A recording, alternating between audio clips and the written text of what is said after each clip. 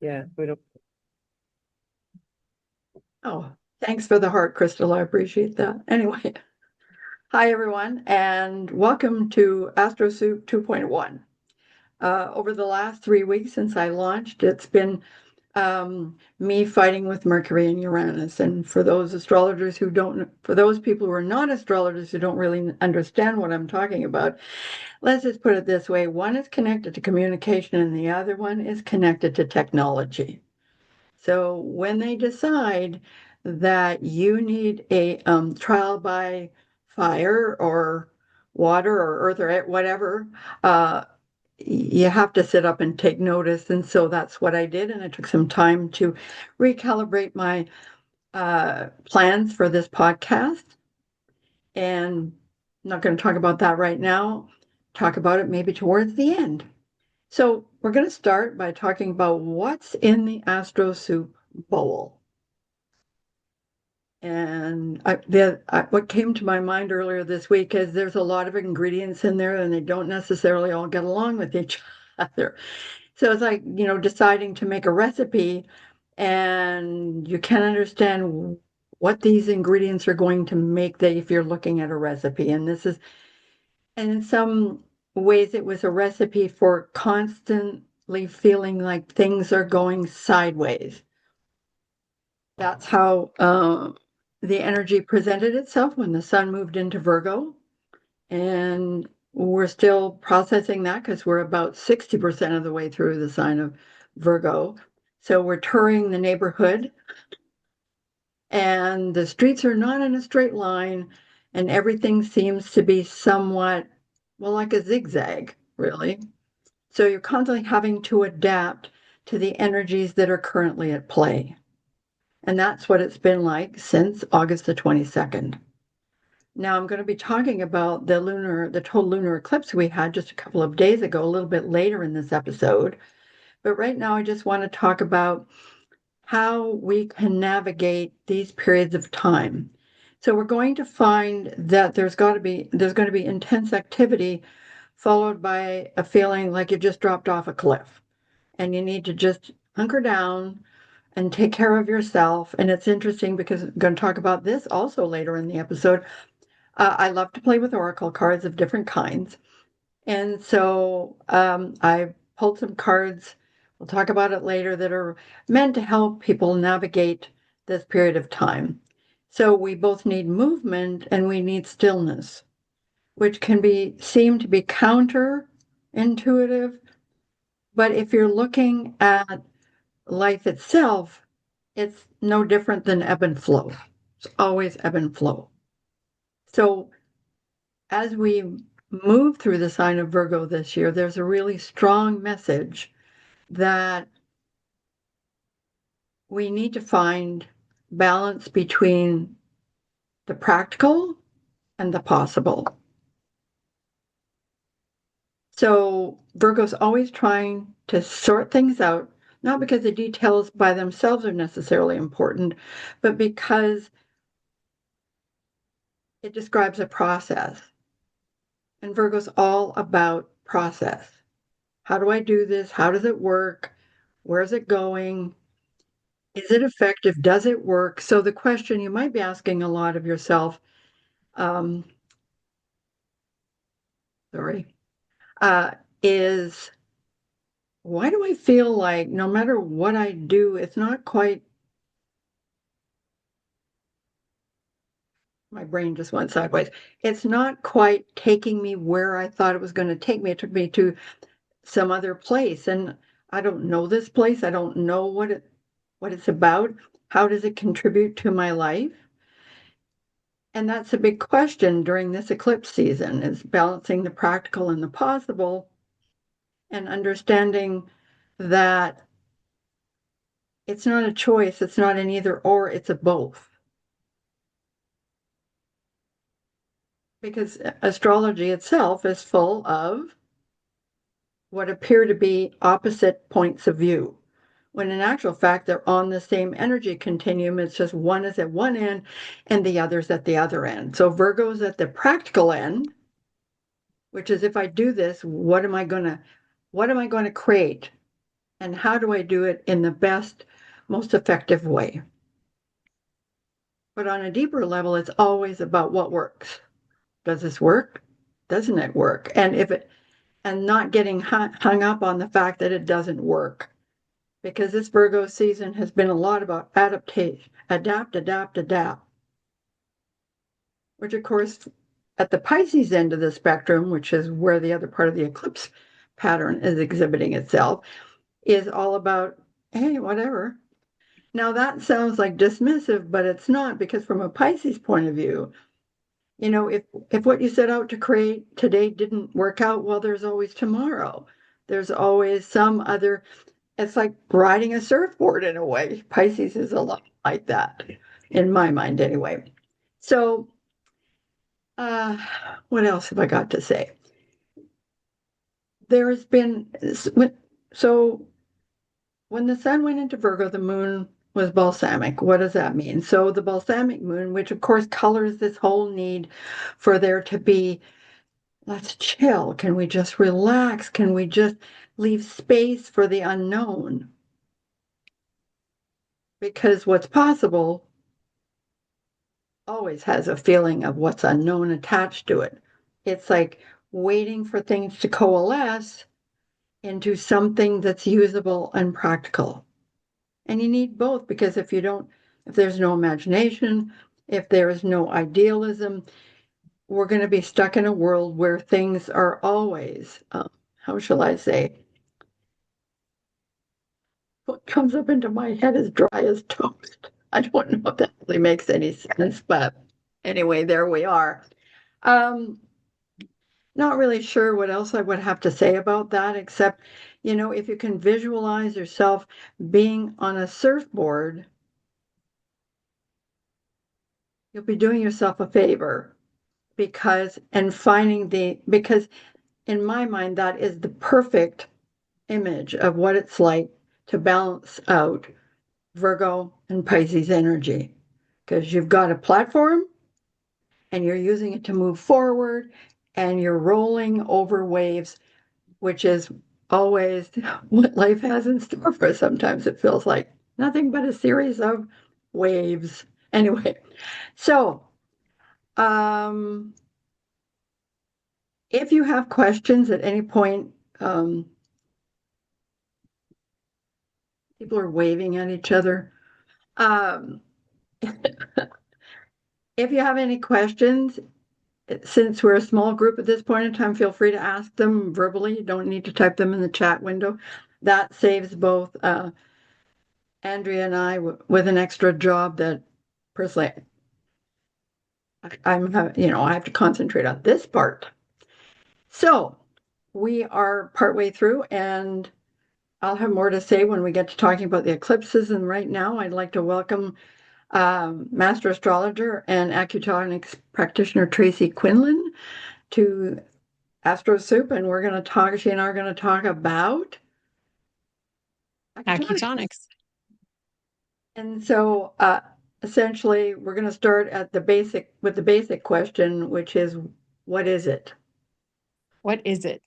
What is acutonics? Well, it is a multi-layered healing modality that combines sound, so tuning forks, chimes, and actually, by the time you get to level 2, anything that makes sound is a healing tool, but for different reasons. It blends traditional Chinese medicine, and it blends psychology and the archetypes from astrology, which is what led me to it in the first place. But it was originally designed as an extra credit add-on for people who are trained in traditional Chinese medicine. So that is what acutonics is. Okay. Uh, and so it's the astrological part that drew you to it in the first place. Were there any other reasons? Well, at the time, I was going through when I first discovered that there were actually planetary tuning forks, which is where it all started. I was going through a Neptune transit and wanted to do some kind of a healthy remediation for the Neptune transit. And that led me down a rabbit hole. And I discovered Hans Cousteau had taken the movement of the planets and then figured out the sound frequency as he kind of brought it down to a place where we could hear it. And so there were these planetary tuning forks. And then it was a very long journey to get to the acutonics part of it. And mostly because I didn't read their website properly and thought I had to be a body worker to learn it. So I just avoided it for a while, but eventually found acutonics. Yeah. Any personal stories you'd like to share about how it's improved your life, changed your life? Well, I mean, the very first time I felt the gong, because it wasn't just hearing, it was literally like I was sitting with my feet up, and we have a key point at the bottom of our feet. And Teresa hit the gong, and I literally felt it go through my whole body and feel good. And I thought, oh, okay, this is magic. And so then, I mean, I have some pretty funny stories. Like when we started stimulating the stomach point, and for 3 days, I couldn't figure out why I was ravenous. And then remembered that in the training, we had kept stimulating our stomach point, one of our main stomach points. Um, it's grounding. Since I started using it for myself, um, I've never been more centered and able to tolerate stress. It's helped with my healing my rheumatoid arthritis. I don't know what else to say other than it's magic, and it's really hard to put into words because it heals on all the levels, energetic, emotional, and physical. So sometimes the shifts are, you don't even realize they've happened until months later when you realize, oh, that felt better starting after I had the sound treatment or the acutonics treatment. Well, I can testify that to that because I've been working with Tracy because I've been dealing with a lot of anxiety following a major accident I had 3 years ago, and and she's even introduced me to planets and things that I didn't think I was interested in. But my body responded very well, and for the astrologically inclined, that was Sedna. Yeah. So I can say without a doubt that because I chose a non-traditional way to deal with my anxiety, so I chose no medication, and between massage and therapy and acutonics, uh, I've done a pretty good job of moving through it, although it does insist on showing up again because I'm going through a major Pluto transit. So, for those who are not astrologers, what does that mean? Well, it really feels like you're being turned inside out on a constant basis. So, and when Pluto knocks on your door, you ignore it at your peril, basically. Uh, so, would you like to show us? Do you have a favorite one? I know I have a Oh, favorite my favorite changes with what's going on astrologically, really, like it'll be interesting because I'll get drawn to a frequency and realize, oh, it's because that's transiting my first house, or that's transiting my sun, or whatever. There are frequencies for almost everything, all the planets, and then there's Chiron, and there's Nibiru and Sedna. The kind of the where it all started was with Om and all the different frequencies of Om. And from the beginning, my two favorites were Earth Fork. So the Earth Day fork, which represents our 24-hour cycle. And then the Zodiac fork, which is the precession of the equinox. And when you pair them with Om, so all in with acutonics, you're always pairing two forks because they create a sound interval, and that particular interval has a healing within itself. And so there's so many forks that the interval pairings is really extensive. But when you take Earth Day and Om, you get a fifth. And when you take Zodiac and Om, you get a third. And a third is opening and clearing, and a fifth is more kind of hopeful. Actually, what did I write for a fifth? I made us notes, Leslie. I didn't write for the fifth. Damn it. But the Earth Day fifth, if you study anything from John Bolio, who has his own line of forks that aren't acutonics related, he speaks in when he talks about sound healing that the fifth is really the most healing interval. Like there's something in that fifth that creates a healing space. And so the zodiac third and the Earth Day fifth are my two favorite in the beginning. One super grounding, one is relaxing, and it's the zodiac and Om are the pain relief combination. But that's pain sort of on every level. So that every time I play that combination for people, automatically there's either an exhalation of breath, oh, or there's just, you could just feel somebody relax. It's got quite a potent Yeah, effect. I wish I knew which ones you were using the last time because I fell asleep, which has never happened to me before. Right? Uh, yeah, and the unfortunate thing is because I did talk to Tracy about showing us a forex, but she indicated to me that you can't hear them on Zoom, which is such a pity. It Yeah. really is. Can you And hear I don't that? think try again. So these are the chimes, the planetary chimes. Anything? No, they don't get picked up. Zoom does not like it at all. So sorry. I guess I'll have to find a different platform. I'd play my noisemaker to say wah wah, but it won't pick that up either. Oh, that's disappointing. There's a bunch of settings you have to go in and change in Zoom to pick up the frequencies, and it's a pain in the ass. Sorry. I will not be doing that. After all my adventures in Techland recently, I think Uranus and Mercury have finally forgiven me, but we're not really sure. So I was excited when I discovered I could turn off the waiting room thing without doing anything except clicking a little button. So, anything else you'd like to share? Because I mean, I could sing its praises all the time.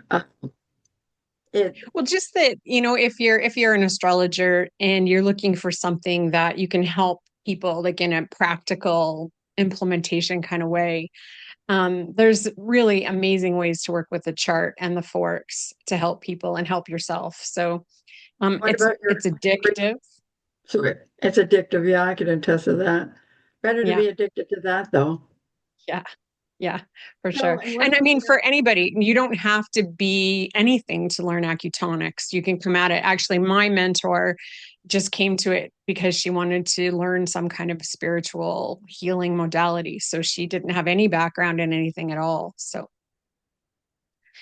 Um, yeah, we should have had your contact information in the chat window I can for put it anybody there who now. might, if you wouldn't mind, because Not at all. that would require a capacity for multitasking, which I currently do not have. That's okay. That's okay. So, well, that was really lovely. And again, I can't recommend it highly enough. And it doesn't, wherever it is you happen to live, there are acutonics practitioners. And Tracy is training to be a teacher of acutonics. And so she knows a lot of people in the acutonics world. And so if you even wanted to reach out to her and find out if there's somebody in your neck of the woods that does this, like I think that especially with sound, we just don't realize often how much sound affects us because it's just there, and especially in this modern age where we don't really often hear the sounds of nature. Like I used to love to sit in my backyard at night, and then they built a freeway just south of me, and if I go outside, mostly what I hear is cars. Good thing I love to commune with trees. They don't anyway. So so next on the program is that seems weird saying that anyway, is we're going to talk about the two eclipses. So we just had a total lunar eclipse um 2 days ago. And I don't know how you guys felt about it, but I had a lot going on because it affected my chart so extremely intensely. And so, whenever we have a total lunar eclipse, it's going to drive us deeper into our emotional center. And I know that seems odd because, you know, we can't see the moon, we can't feel the moon, but it really intensifies um, the energy around seeing where you're coming from. The full moon is always what bringing into the light what you've created. So when you have a lunar eclipse and you can't see the moon at all, it's more a case of feeling your way through it as opposed because it takes you back into the dark energy of the moon, which is where things surface. It doesn't, things don't surface in the light, they begin their process to surfacing in the dark. So this particular lunar eclipse, again, is all about it's trying to integrate a need to feel have a platform, a grounding, a surface, a structure upon which you can stand so that you can embrace all of what is I was going to say bouncing around in your brain. How can you tell I have a lot of planets in air signs? Always comes back to my head. Anyway, it has a deep emotional component to it.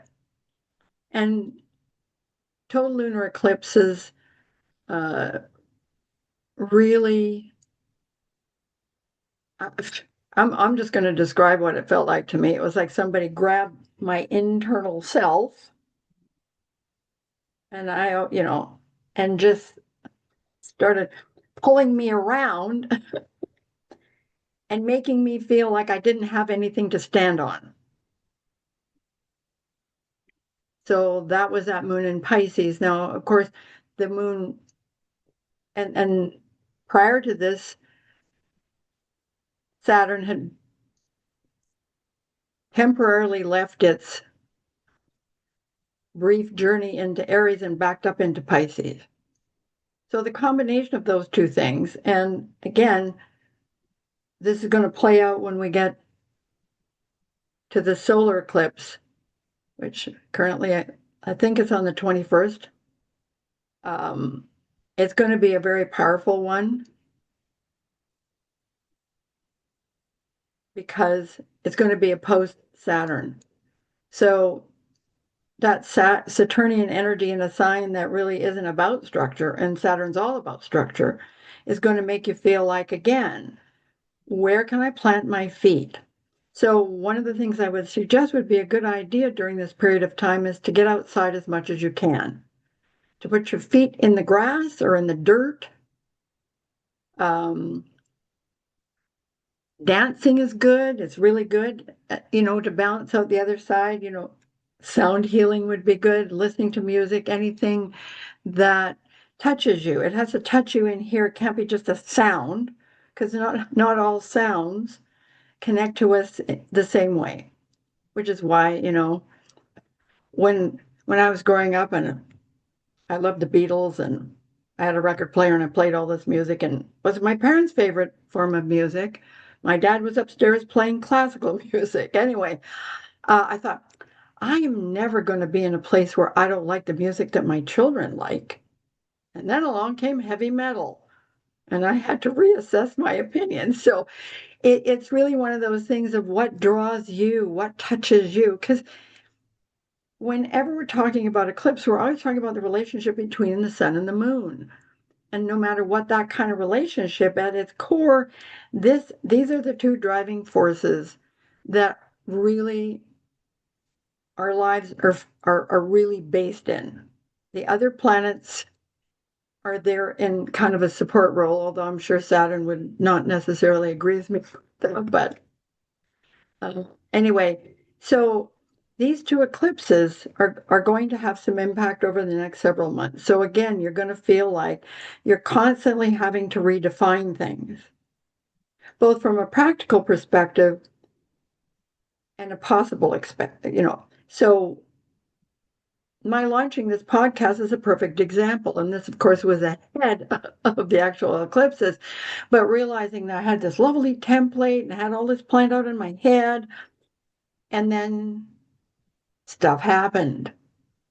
So part of that is to go, okay, instead of banging your head against a brick wall, not saying I've never done that, but you have to adapt. you have to reconsider where you've been and what your plans are. That doesn't mean abandoning your initial vision of what it's supposed to be. It's just it might not express itself in the way that you thought it would. And so that's a lot of the message over the next several months. And we're going to find, our journey through Sagittarius to be probably a bit of a challenge. Haven't got that far in looking ahead, just knowing that instinctively.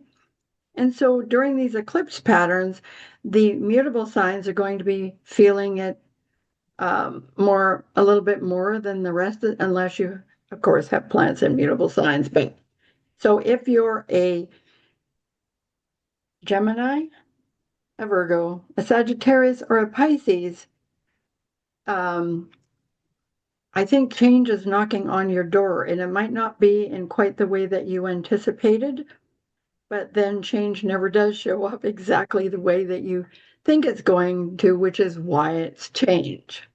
So I don't know if I have really anything more to say about that, except that when we hit a little bit later, right, coming up next, I'm going to share an astrobite for each of the sun signs, which is meant to help you navigate the eclipses. And so an astrobite, in case most of you don't know, is a word, and it's a word that you can use in whatever way works for you, either as a talisman, a signpost.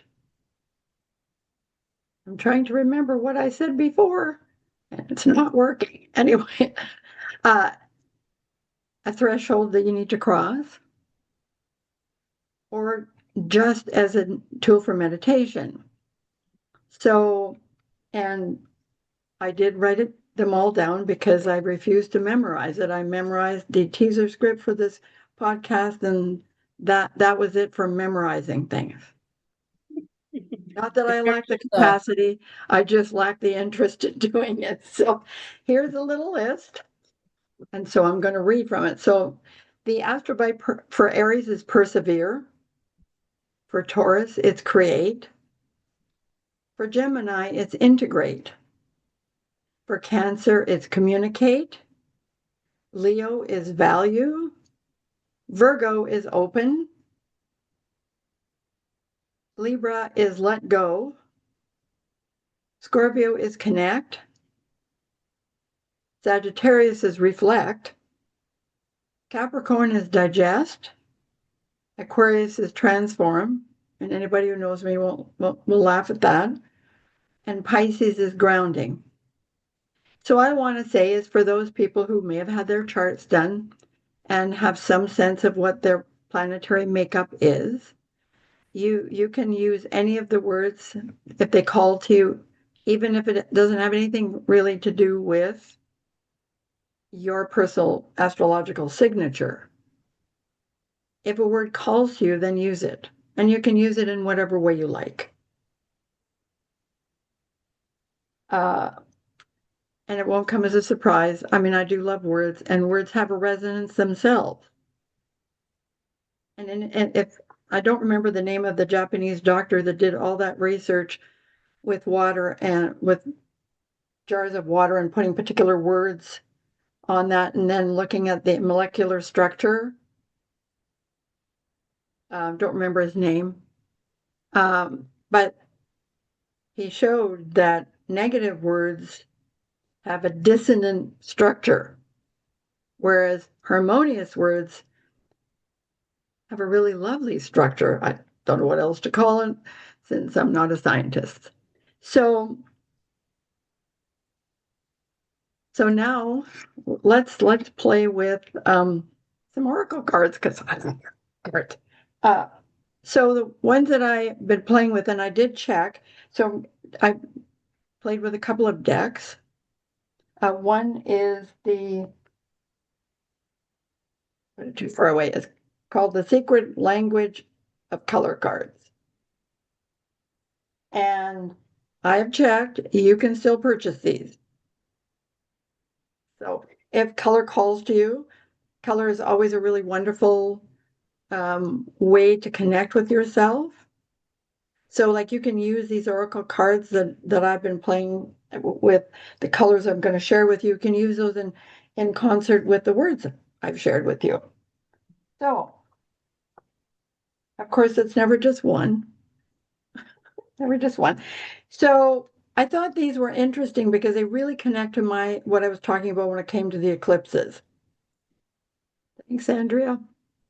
Um, the first one that fell out is bronze, which is strengthen your body. So in a period of time when you feel like everything's up for grabs and nothing seems to be constant at all, which is difficult when the sun is in an earth sign, because that's not what the sun in an earth sign wants to hear. Virgo is the most adaptable earth sign. So at this time of the year, it's also a harvest season. But sometimes we forget that harvest is hard work. And you don't always know exactly what it is you're harvesting.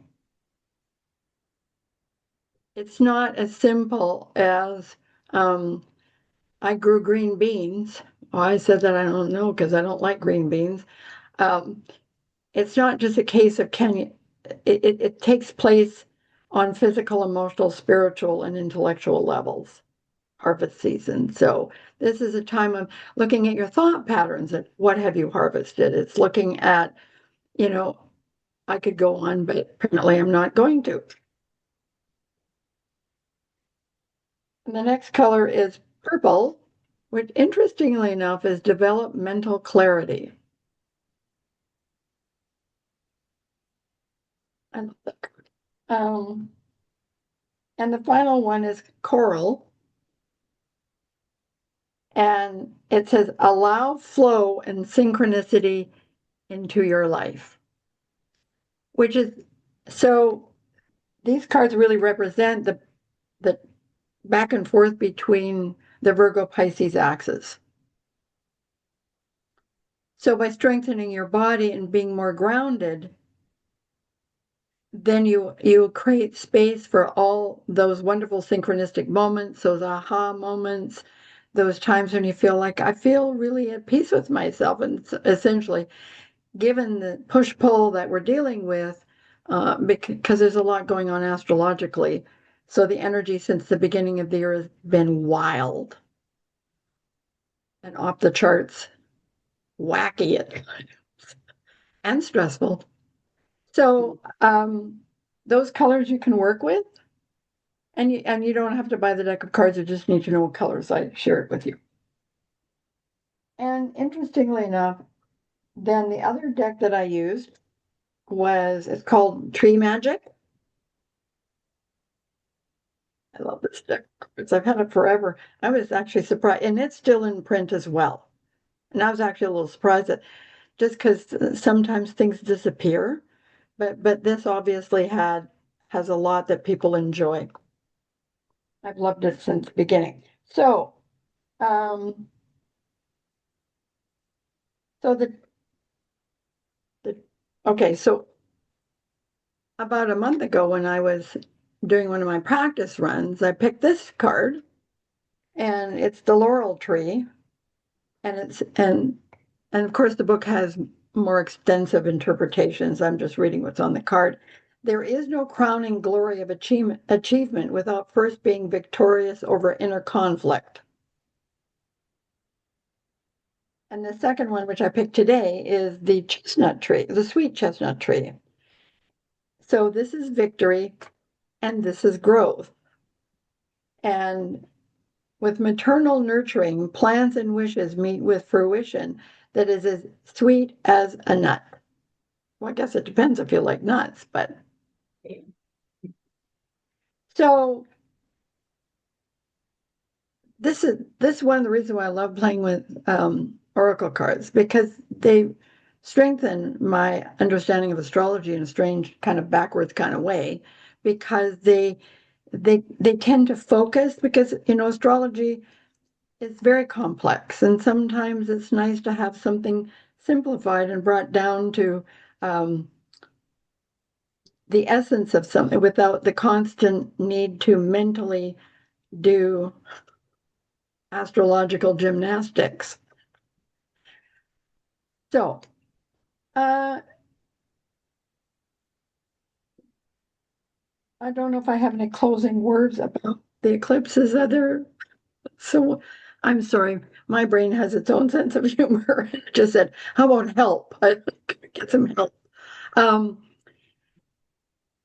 yeah, it does require, it's really interesting. So there's so much intense activity at the same time as there's a real demand for quiet and space. And it's really hard in this world. The more we are connected, we become, in a sense, because of all the technology, the more it seems we become disconnected. And I think that part of what we're processing in general this year is trying to find some way to navigate what appears to be a more complex world because of the increasing amount of technology. But we're still human and we still have to walk around in our bodies, not just the part of us that gets online and talks to people, which is why I know that our astrological group here really, we embraced Zoom because it meant we could get a chance to hear other speakers, but you miss the human contact. And so again, in some ways, we always have to balance that need, because in some Pisces has an energy about it that asks us to see connection on another frequency, which is probably one of the reasons why I had Tracy on as my guest today, because she has her feet firmly planted in both worlds, both a really strong intellectual, emotional, but also a spiritual and physical. Like, oh my God, my brain just gapped out, which is a habit of doing. Your brain's doing great. Well, I'm glad. Anyway, and I really want to thank everybody for showing up today. So, at the end of every episode of AstroSoup, I'm going to do a segment called "What's Up" with up in capital letters because I always like to leave um, with a positive quote or story or whatever. And before I do that, so going forward, not all episodes of AstroSoup are going to be live. I'm still going to stick to a once a week format, except that every second episode will be taped, just to give my nervous system a chance to breathe. Speaking of being able to breathe, I used to be a journalist and I really thought this was going to be the same. And then I realized that when I worked as a journalist, I didn't have to worry about the structure of things. I just had to produce the content and then I pass it off to somebody. The only thing I had to worry about was whether some editor would change something that I thought was masterfully written and they didn't agree with me. Anyway, um, so I wanted to share, and of course I forgot to look this up, my favorite quote. And it's on a piece of paper that I wrote it on when I was working at the Journal 30 years ago, 31 or 32 years ago, and it's from Shakespeare. And so I'm just going to read it. To thine own self be true, and it must follow as the night, the day, thou canst not. Geez, I can't read Shakespeare. I need help. Should I start again? The day thou canst not be false to any man. And I was going to look up which play it came from, but I didn't get around to it. I keep wanting to say Hamlet, but that doesn't sound right. I Wait, mean, read it one more time. you mean I might get all the way to the end without stumbling over it? To thine own self be true, and it must follow, as the night the day, thou canst not be false to any man. I love that. My Aquarian part really loves that. So I want to thank you again, everyone, for joining me today.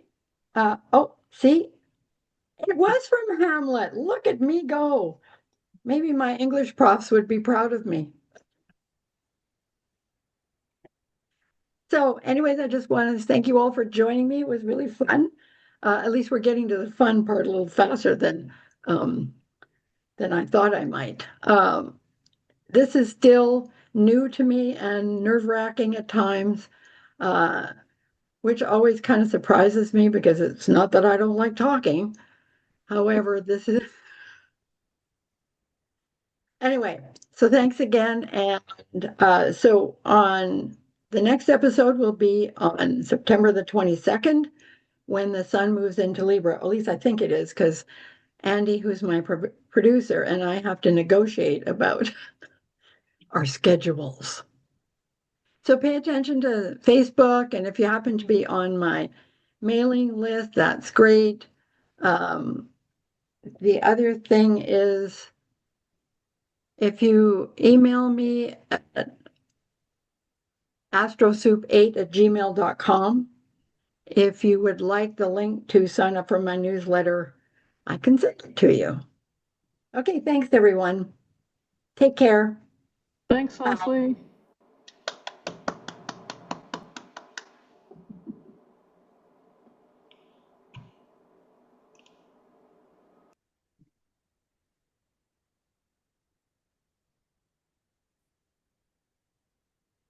Want to stop the recording?